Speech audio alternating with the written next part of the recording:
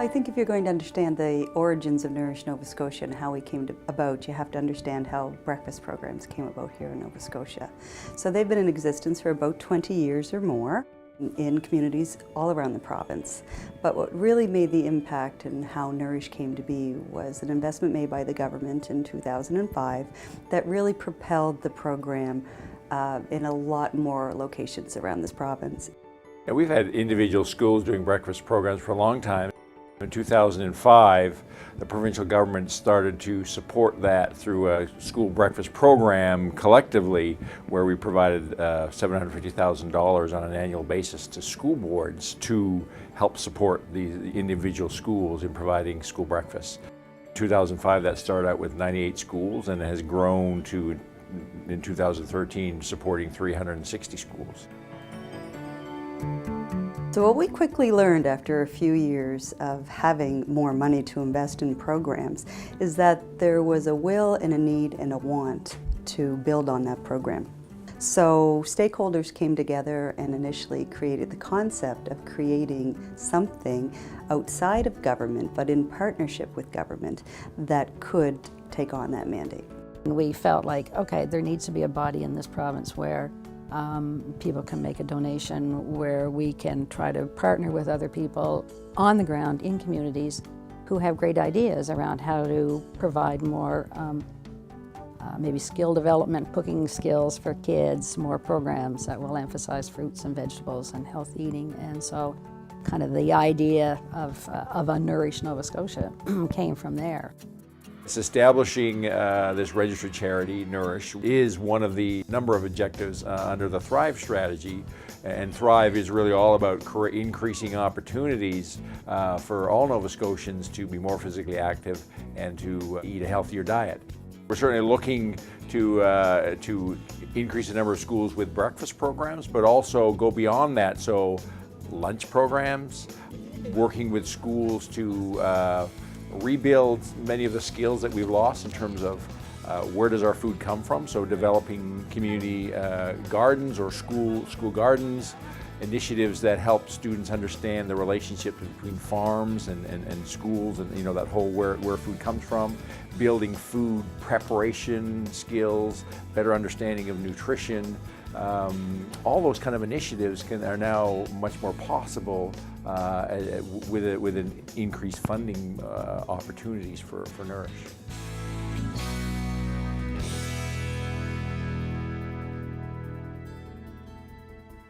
It takes a village to raise a child, and when we look at breakfast programs, they're owned and operated in the communities where they are, and that's really an important feature. So they're diverse. We have standards in place for program operation, how to engage volunteers, what kind of items need to be served, kind of some of the parameters for food safety and all those kinds of things. So those are really important. Participation, we want these programs to be universal and open to all. That's really important too. Every breakfast program is unique. It all depends on the needs of the community and the capacity of the school, the teachers, the volunteers, the students, and what they're looking for. Some breakfast programs are set up in the school cafeteria and have access for all the students to come in, sit down, and enjoy a healthy breakfast when they first come in the morning. Other schools may have their breakfast program set up in a classroom where they have some tables for the children to come in and sit down, and they have some equipment set up where they are able to make and serve breakfast in the classroom. Others have it set up as a grab and go in the lobby, so the students can come in first thing in the morning and grab something off the cart and go quickly to class. So every program really is different, but it's what works for that school community. Nourish Nova Scotia programs adhere to the school food and nutrition policy for Nova Scotia Public Schools, which is a really well-developed and thought-out policy that looks at the evidence and best practices around what should be served and sold in foods. And so we're talking, a departure from packaged food. We're talking about more whole foods, minimally processed foods, minimal salt levels, sugar levels, but still good food.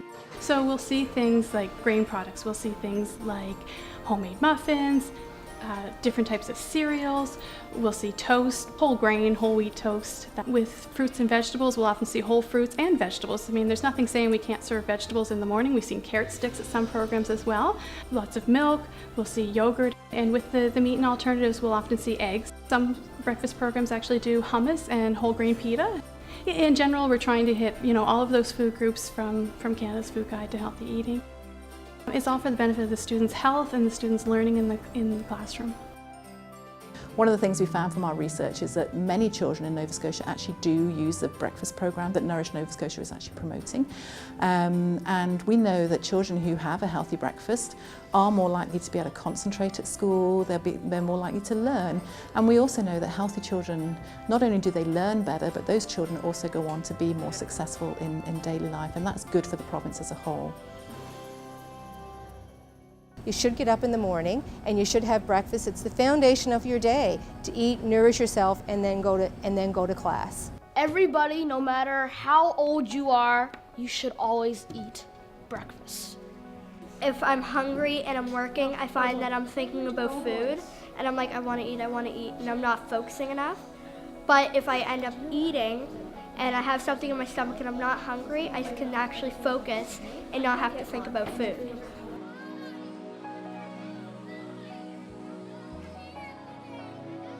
We're very lucky because we're volunteer driven, so we have lots of volunteers coming to our school to help. But our volunteers love being here. We have grandparents and parents, and we have some service groups like Rotary and Kiwanis that help out.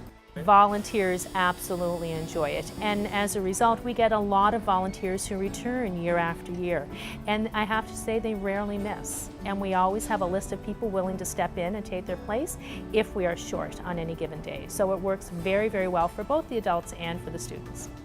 The Learning Center students here at Sackville High have been involved in the breakfast program for quite some time. It's probably been a good 10 years now that we started our cooking program. And they make the muffins and they create the sandwiches that are to be served the following day in the program. It's a skill-based program, and the skills that they do learn are life skills. They learn how to budget, they learn how to measure ingredients, and they learn how to create simple food that they can take with them, and when they do get into independent living, they can use those skills in the future. I believe in this program. It's so collaborative now that it's energizing for me. I love to see how involved everybody is in this program. It's nice because they have nice people around, people who ask you if you want egg or anything. Is there yogurt, granola bars? They're really nice. Any other yogurt or toast? The thing is, although in many cases programs started in places and in communities where they felt there was a larger socioeconomic need, what we have come to believe is that a lot of it doesn't have to do with poverty or with what's in the food cupboard at home. There are so many things in the morning that cause people to be rushed, long bus rides, that sort of thing. So lots of kids arrive in school now without having adequate breakfast. It's pretty awesome because it's like breakfast if you don't get some at home, or if you're in a rush, you wake up late, it's 7:30 and you have to get to school and you arrive at 8, you have somewhere to come. It's not just eating, it's socialization, it's positive energy, and we're teaching kids healthy habits. I get to see my favorite teachers. I get to talk to my friends while having a bite to eat. And the principal's here every day, seeing how everyone is, always making sure everything's going smoothly. And one of the great things about Nourish Nova Scotia and the initiatives that are happening within the school system in Nova Scotia, which are around the school food and nutrition policy, and embedding healthy eating and active living into the curriculum, those kind of things are actually showing children what it means to be healthy. And we know that healthy children learn better, and that is really what we're looking at. We're looking at enabling our children to be healthier, to grow up healthier, and to contribute to society as healthy adults.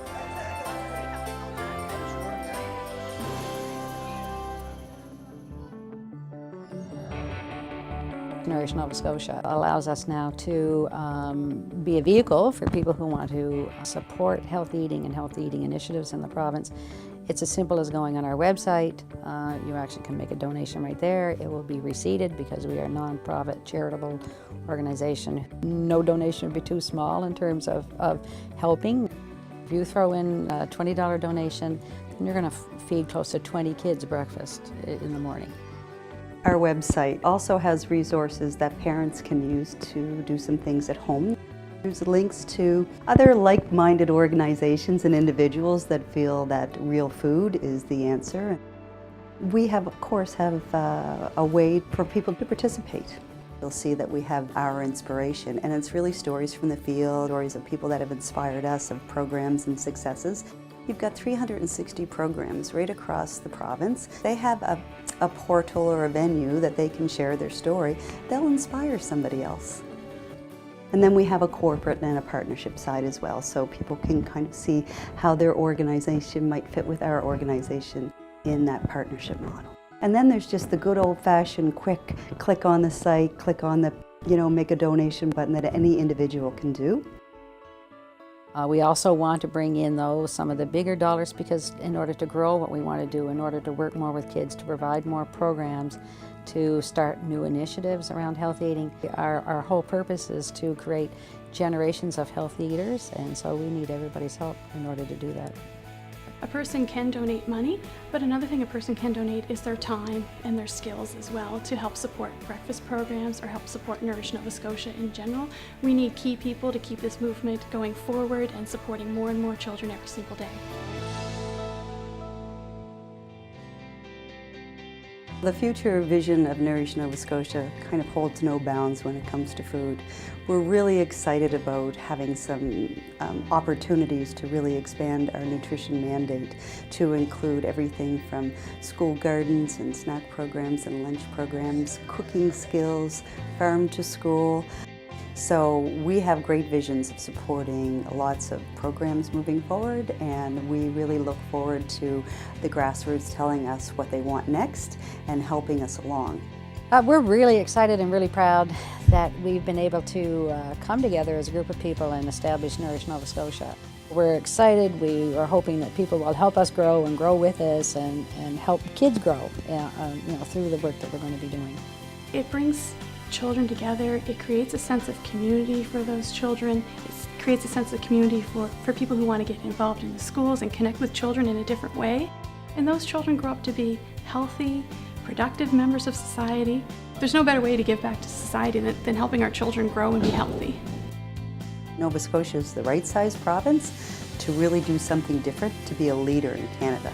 We're going to go out there and work hard and try to get some good aligned corporations that want to make an investment in Nova Scotia along with us.